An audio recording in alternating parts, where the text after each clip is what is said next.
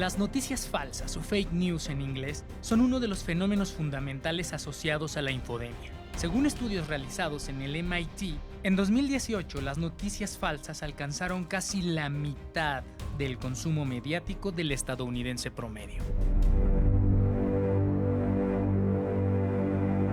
Ese mismo año, la prestigiosa revista académica Science publicó un estudio que concluye que las noticias falsas llegan a muchas más personas que las noticias verdaderas. Esto ocurre en una proporción de 1 a 100, es decir, por cada 1000 veces que se comparte una noticia real, una noticia falsa se comparte 100,000 veces. También se comprobó que las noticias falsas se difunden más deprisa.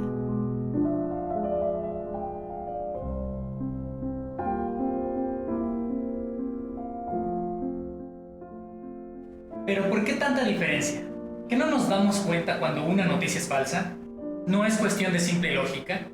Bueno, otro estudio, pero del Royal Institute of Technology de Suecia, que monitoreó tanto titulares como contenidos de noticias falsas, encontró que el tono y las palabras que éstas utilizan tienen un contenido emocional mucho mayor que el de las verdaderas. Ok, ahora entiendo. Porque nos seducen aunque nos mientan.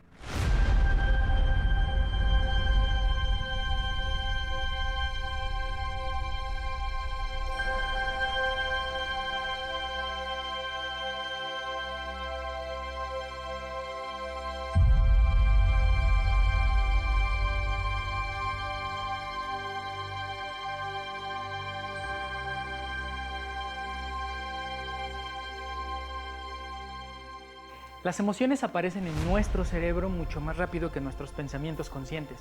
Por eso afectan directamente nuestra capacidad de comprensión, nuestra visión del mundo, lo que consideramos real. Al grado de que al momento de tomar una decisión, podemos dudar más de lo que pensamos que de lo que sentimos. Como cuando en vez de decir yo pienso o yo creo al dar una opinión, usamos la expresión yo siento. Las noticias falsas se escabullen a través de nuestras emociones. Suena fácil, pero es un proceso complejo que involucra mecanismos muy primitivos y profundos de nuestra mente. Y lo primero que hacen para convencernos es llamar nuestra atención.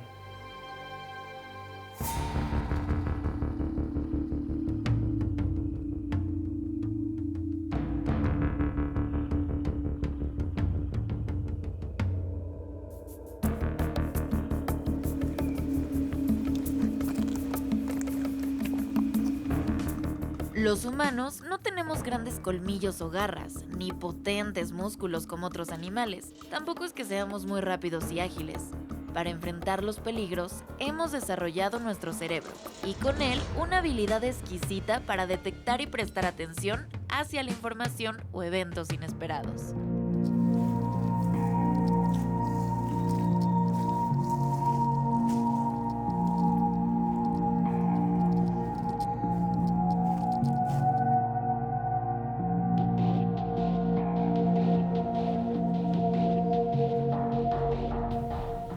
La sorpresa y la novedad estimulan nuestra mente de una manera muy peculiar. Hacen que generemos conexiones neuronales nuevas a través de un neurotransmisor en específico, la dopamina, comúnmente llamada la hormona del placer.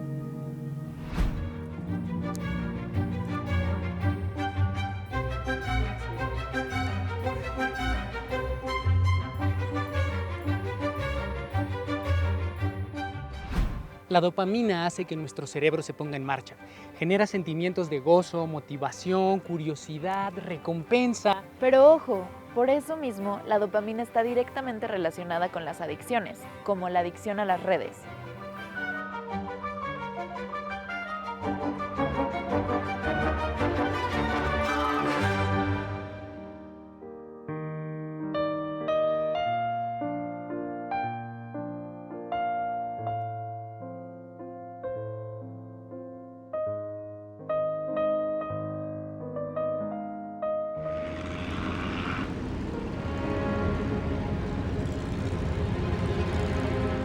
Ya que llamaron nuestra atención, las noticias falsas buscan engancharnos con un discurso altamente emocional. Quienes las fabrican saben muy bien que no todas las emociones impactan de la misma manera nuestro cerebro.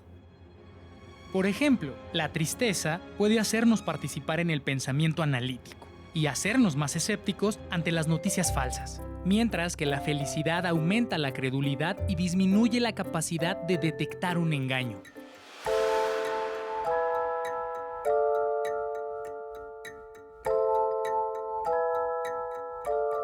La ansiedad o el miedo también nos hace susceptibles de confiar en la información que obtenemos, a pesar de que ésta sea opuesta a la lógica.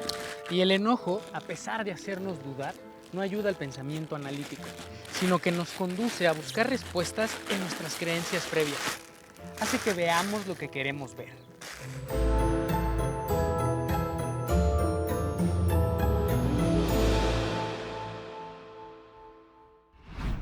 Los seres humanos actuamos a partir de nuestras creencias más allá del conocimiento científico.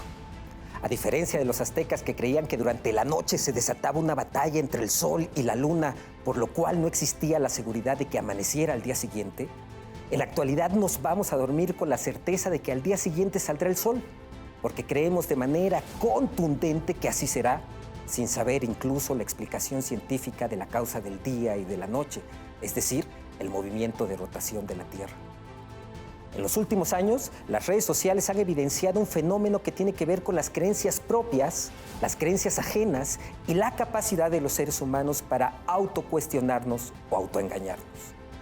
¿Qué sucede cuando en las redes sociales encontramos una publicación contraria a nuestras creencias?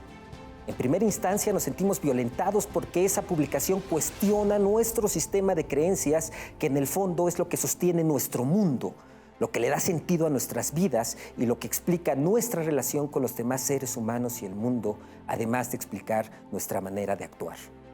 Cuando una publicación en redes sociales o en el Internet cuestiona nuestro sistema de creencias, a pesar de ser verdadera, la descalificamos inmediatamente porque nos muestra que estamos equivocados y según la teoría de la disonancia cognitiva, las personas tenemos una fuerte necesidad de que nuestras creencias, nuestras actitudes y nuestras conductas sean coherentes entre sí. Preferimos el autoengaño a admitir que estamos equivocados y que hemos actuado de manera equivocada. El racista cree que está bien ser racista y no se autocuestiona, lo mismo que el homófobo o el misógino. Las redes sociales han puesto en evidencia que gran cantidad de sus usuarios se autoengañan o nos autoengañamos y responden con violencia hacia las publicaciones que le muestran un mundo distinto. La intolerancia es muestra de ello. Rompamos la intolerancia, autocuestionándonos en lugar de autoengañarnos. Todos los seres humanos nos equivocamos, pero todos los seres humanos tenemos la capacidad de cambiar nuestras creencias y ampliar nuestro mundo, pues el límite de nuestro mundo es el límite de nuestras creencias. Ampliemos nuestro mundo, cortemos la infodemia.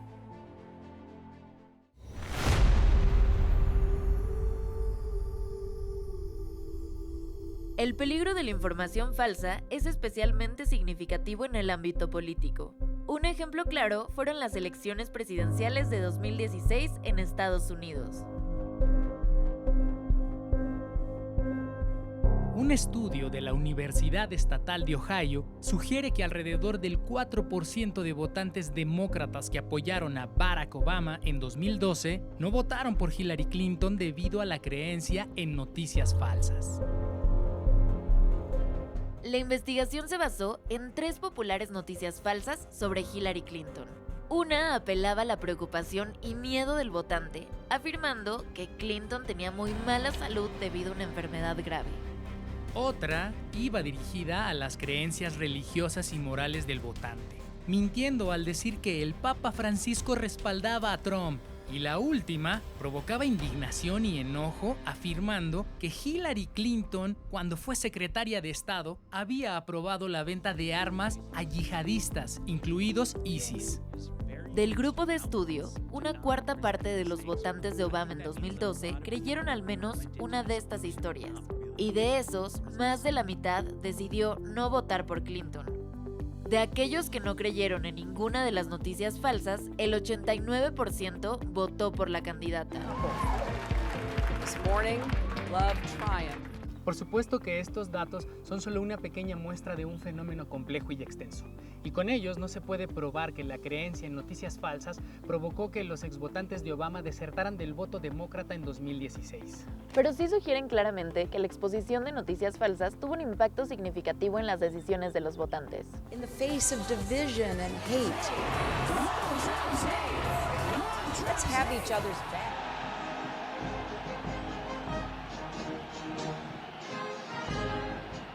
Si quieren venir, que vengan, les presentaremos batalla.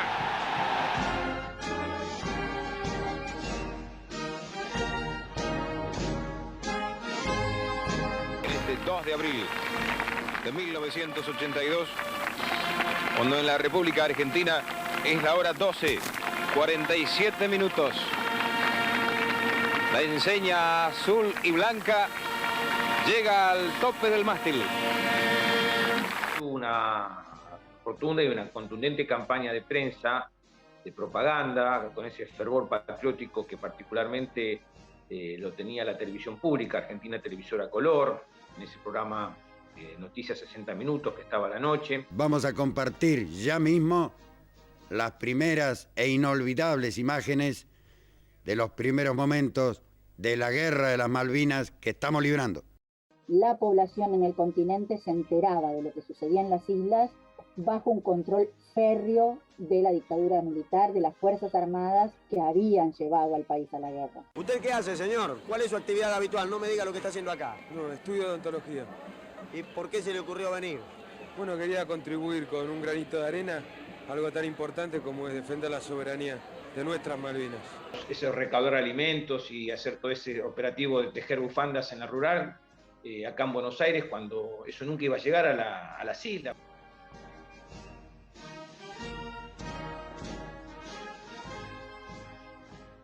Tuvieron un discurso que fue columna vertebral, incluso más allá de lo que las Fuerzas Armadas pedían y solicitaban respecto de este discurso triunfalista, porque no solo coincidían, digamos, en principio, con los objetivos de la dictadura militar por el cual desembarcaron tropas argentinas en las islas, sino también porque fue un instrumento de venta. Ahora tenemos la comprobación exacta por un testimonio directo de alguien que cuenta que esta tapa se hizo en el laboratorio de fotografía de la editorial Atlántida. Se construyó este humo, se usó este barco que no estaba averiado, se utilizó también en laboratorio poner el avión en este lugar. La tapa se construyó en un fotomontaje de laboratorio para hacerle creer a la población argentina, post hundimiento del Belgrano, que Argentina seguía ganando la guerra. El combate de Puerto Argentino ha finalizado.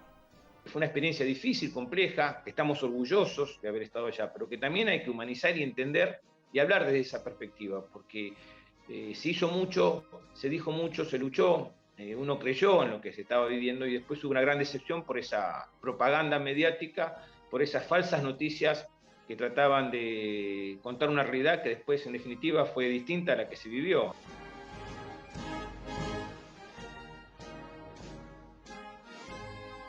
Este 2 de abril de 1982,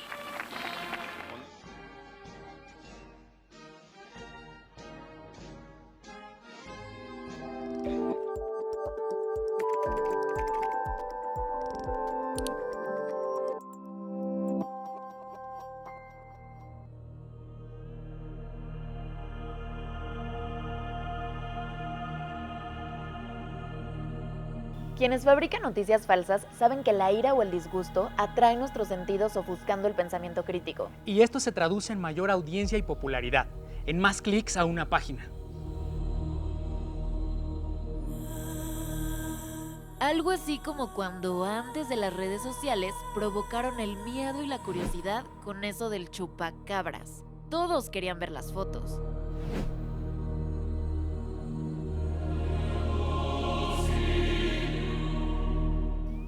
Ya, si el chupacabras volviera a nacer, atraería millones de clics. No dudo que hasta los posteos para adoptar a un chupacabras bebé se harían virales. No compres, adopta. O como cuando decían que los termómetros láser mataban neuronas. Todos queríamos saber más. No fuera a ser que al entrar al súper salieras con un daño cerebral. Al haber más tráfico en el sitio, hay más publicidad. Esto se traduce en ganancias económicas o incluso políticas. El mercado de las emociones es muy lucrativo. Nos indignamos o nos enojamos y damos clic al link. Nos sorprendemos y buscamos la foto. Nos da tristeza y compartimos la noticia con otros. Ejemplos no nos faltan, y uno muy grave ocurrió en el terremoto de la Ciudad de México, en 2017. Tranquilo.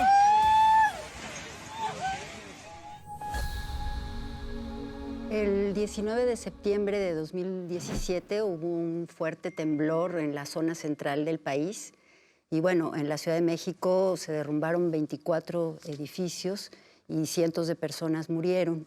Uno de los edificios que colapsó parcialmente fue el Colegio Enrique Rebsamen. Así es. En la alcaldía Tlalpan. Y allí quedaron atrapados niños y personal de la propia escuela. Y también allí vimos uno de los casos más graves de manipulación emocional que hemos visto en los medios mexicanos. Tú seguiste la historia. ¿Nos puedes contar un poco cómo se desarrolló? Sí, claro que sí. El caso Rebsamen, y específicamente la invención de la niña Frida Sofía, es un ejemplo clarísimo de cómo frente a una tragedia humana y además múltiple, los medios masivos destinaron horas no para darle voz a damnificados y al acto de solidaridad, que lo hicieron el primer día, sino para desmovilizar a la población, sobre todo a la población capitalina, a partir de un reality emocional, que ese es el nombre, digamos, que le podemos poner al caso Frida Sofía. ¿Por qué reality? Porque era mitad verdad y mitad ficción. La mitad verdad tenía que ver con el efecto, con el hecho de que sí se vino abajo una parte de la plataforma de la entrada de la escuela Rebsamen, privada, por cierto, y de que habían varias personas fallecidas, 25 hasta ese momento, 25 niños y maestros, y había un operativo de rescate muy importante encabezado por la Secretaría de Marina. La mitad de ficción tiene que ver con, primero, el rumor de que había una niña que estaba atrapada en los escombros. Y se decía que era niña, niño, no se sabía.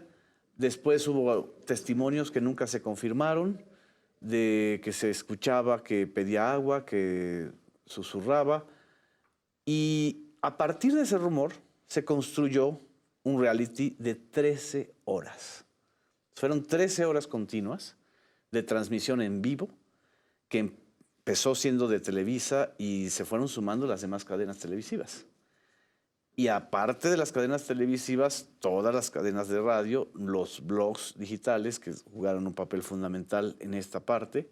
Es decir, lo terrible de este caso es que con todo y lo que significaba la tragedia en ese momento, Televisa necesitaba el oxígeno de las audiencias.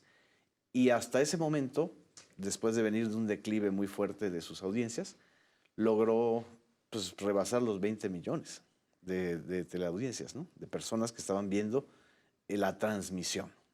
La tragedia inventada les vino como anillo al dedo. Y digamos, desde el punto de vista periodístico, pues también está esta situación en la que no hay verificación, no se corrobora. Entonces también hay periodísticamente, independientemente de lo que la Marina hubiese confirmado o no, claro, hay un hueco, ¿no? La Secretaría de Marina, y eso hay que señalarlo claramente, no fue la responsable de la versión que dieron los medios, y mucho menos de la versión que dio Grupo Televisa. En todo caso hubo un error, pero no tenía por qué haber asumido toda la responsabilidad. Todos los que somos reporteros y hemos cubierto tragedias, sabemos que hay muchas versiones que circulan y que cuesta trabajo a veces en el momento confirmarlas. Eso es natural y es parte del oficio periodístico. Pero no podemos llevarnos a engaño cuando hay 13 horas de transmisión. Exacto. Frida Sofía fue una construcción, un reality emocional construido para desmovilizar a la población. En esos momentos, si nosotros recordamos, inmediatos al sismo del 2017, la ciudadanía estaba volcada en las calles. Y Frida Sofía era como, quédense en casa, escuchen esta Rosa de Guadalupe, este capítulo, con la mezcla de ficción y verdad. Analizando permanentemente este tipo de coberturas, observamos que el caso de Frida Sofía estaba reiterando los ingredientes de otros inventos con un grado de sadismo emocional muy fuerte. Había gente que lloraba en las calles o lloraba en sus casas, personas mayores, porque estaban al pendiente de lo que le pueda pasar a la niña Frida Sofía. Y sin despegarse de la televisión. Sin despegarse de la tele, además era una cobertura que no tenía elementos novedosos, es decir, era jugar con las emociones, especular, sobresaturar a la audiencia, cuando habían muchísimos otros focos de atención importantísimos. Habían lugares que necesitaban agua, que necesitaban rescate, que necesitaban la ayuda de la ciudadanía y que fueron desplazados a un tercero o quinto plano porque lo importante, insisto, era desmovilizar a la población. ¿Le verías un carácter de infodemia a lo que ocurrió ahí? Absoluto. Es la infodemia perfecta, porque es una mentira convertida en un relato mediático, además hipermediático, donde todo el mundo podía opinar y decir sin necesidad de verificar nada, porque ya el mismo medio masivo y el mismo gobierno federal que regula los medios masivos, o sea, no hay que olvidar que los medios masivos son concesiones de un servicio público. Jamás le puso el mínimo alto o sanción a las televisoras o a las estaciones de radio que cubrieron esto. ¿Qué quería decir? Entonces también el gobierno tenía un interés muy claro, el federal y el capitalino, de desmovilizar a la población. ¿Cuáles serían las lecciones de esta historia? Uno, que el boomerang que provoca, el efecto boomerang que provoca la manipulación emocional, le genera un costo muy alto de credibilidad a los periodistas, a los medios y a los gobiernos. Dos, que frente a tragedias como un sismo, como un accidente, como un desastre natural, etcétera, hay que ponderar la información, hay que ser lo más rigurosos posibles sin llevar todo a la narrativa melodramática. Cuando llevamos todo a la narrativa melodramática, ya no estamos haciendo periodismo, estamos haciendo ficción o teleficción. Y aunque tenga demasiado encanto porque genera likes, en el caso de las redes, viralización, en el caso de las redes, y por supuesto rating, en el caso de las televisiones y de las estaciones de radio, el costo es altísimo, muy alto, cuando se devela la mentira. Claro. ¿Y para las audiencias? Para las audiencias es un entrenamiento constante y una necesidad de entender los mecanismos de la hipermediatización, que es el fenómeno que estamos viviendo ahora. Los medios no podían estar ajenos al tema porque ya el 80, 90% de redes, de blogs, de estaciones de radio, de periódicos, obviamente de televisoras, estaban enganchados al tema, ¿sí? Cuando ese fenómeno de unanimidad de cobertura se da, es que hay algo peligroso. Y ahí hay que, como audiencias, nosotros tratar de entender que nos están queriendo vender una percepción o nos están queriendo forzar a una percepción. La pregunta es, ¿con qué fines? Esa pregunta nosotros como audiencias constantemente tenemos que hacérnosla. Y hay que estar siempre pendientes y, por supuesto, aunque parezcamos amargados, incómodos o criticones, hay que decirlo. Esa es la función de un periodista. No solamente decir la verdad, sino develar la mentira. Y en el caso de Frida Sofía, quienes develamos la mentira desde mucho antes de que se supiera que era un montaje, pues fuimos muy atacados. Pero ese es el tema. No estar en la oleada de la cargada mediática, sino en el compromiso ético frente a quienes nos ven, a quienes nos leen. Eso creo que es lo que siempre debemos defender. Pues muchas gracias, Genaro. Gracias, muchas gracias.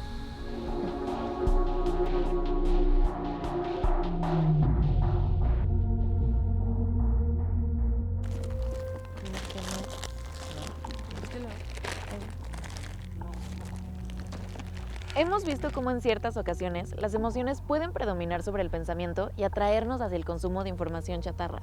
Las noticias falsas nos atraen explotando nuestra curiosidad y gusto por la novedad. Nos enganchan manipulando nuestras emociones. La tristeza, el miedo, el enojo o la ansiedad son su materia prima. Vamos a intentar abrirlo.